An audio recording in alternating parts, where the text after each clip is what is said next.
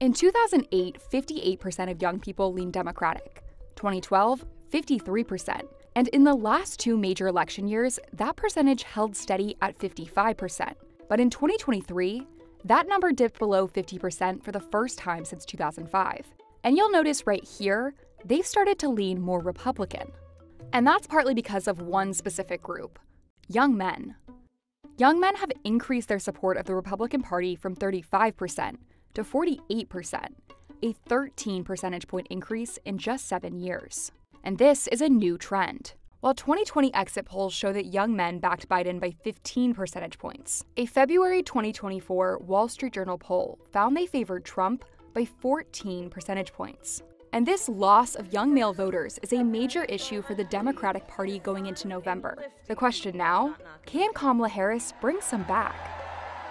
Here's what's driving young men to support Republicans and what it could mean for the presidential election to come.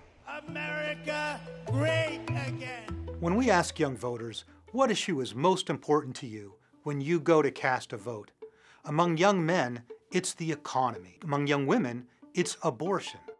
17% of men say the economy is the most important issue, followed by democracy and immigration.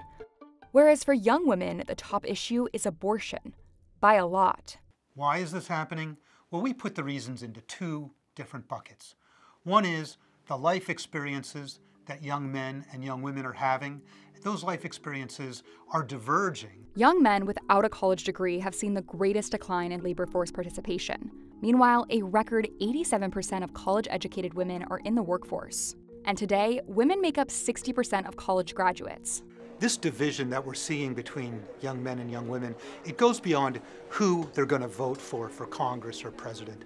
It goes to a range of policy issues. So then let's look at what the government is offering. The Biden administration has moved to forgive federally funded student loans. That affects young women more than young men. During the 2019-2020 school year, 49% of female undergraduate students took out loans, compared to only 42% of male undergraduates. And 66% of all student debt is carried by women. The young women favored forgiving student loans by 45 percentage points. The young men were about equally divided. I mean, that's a big difference. Meanwhile, young men support extending Trump's tax cuts by 23 percentage points, which cut the corporate tax rate and reduced some individual income tax. And now, because of our tax cuts, you can keep more of your hard-earned money. But women oppose the proposed extension by 20 percentage points, a full 43-point difference. That's data that goes like this: young men headed in one direction and young women in the other. That's a big difference. Data does not usually segment young voters that remarkably. This is something new. Which brings us back to this chart. 22% of young female voters say abortion is their #1 issue in this election, a key aspect of Harris's campaign. We trust women to make decisions about their own body. Only 3% of young male voters said the same. And young men and women stacked up differently on other issues as well. With immigration, Trump's policies are much more likely to be supported by men than women. Men support deploying troops at the border by 10 percentage points, whereas women oppose this policy by 15 points. And when it comes to building the wall, one of Trump's key immigration policies, men are only slightly leaning towards opposition, but women overwhelmingly oppose it. These gaps are hard to explain just by differences in lived experience, which brings us to the second thing that explains the gap between young men and women. What are the candidates and what are the parties saying to young voters? Donald Trump and the Republican Party are putting out a lot of messages expressly intended to appeal to young men.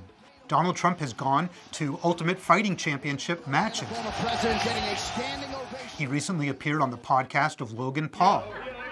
He went to a sneaker convention to sell his own brand of sneakers. We got to get young people out to vote. These are audiences that are overwhelmingly male and overwhelmingly filled with young men. And it's a way that Donald Trump and his campaign have been saying, hey, young men, I'm with you. I'm on the same page as you. I understand you. Meanwhile, a lot of the messaging from the Democratic Party has been towards issues that are more salient for women.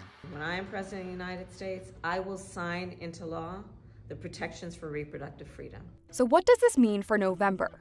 Young women historically vote at higher rates than young men. But experts say that with a tight election, the Democratic Party will need to draw in as many votes as possible. The next challenge for the Republican Party will be figuring out how to turn these young male supporters into actual voters.